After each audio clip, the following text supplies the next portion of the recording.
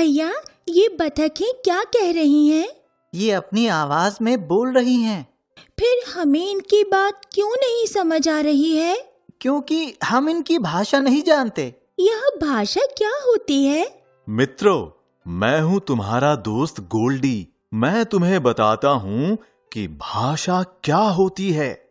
हम जिस ढंग से अपनी बात बताते और समझाते हैं उसे भाषा कहते हैं। नव्या और लक्ष्य ने अपनी बात बोलकर समझाई और सुनकर एक दूसरे की बात समझी।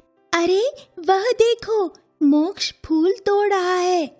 उसकी मम्मी उसे संकेत से मना कर रही है। हाँ, हम संकेतों से भी अपने विचार और भाव दूसरों तक पहुंचाते हैं।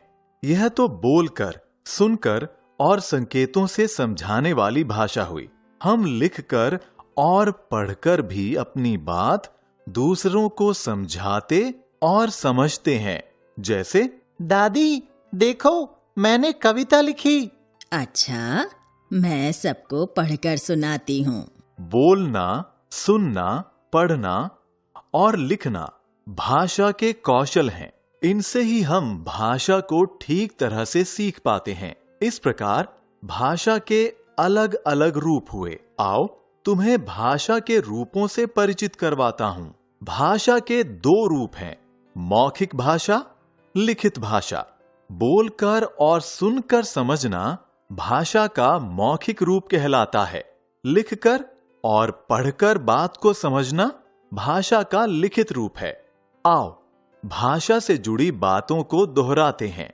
भाषा द्वारा हम दूसरों तक अपनी बात या भाव पहुंचाते हैं। बोलना, सुनना, लिखना, पढ़ना भाषा सीखने के कौशल हैं। भाषा के दो रूप हैं, मौखिक भाषा, लिखित भाषा। मौखिक भाषा में बोलकर और सुनकर बात समझी जाती है।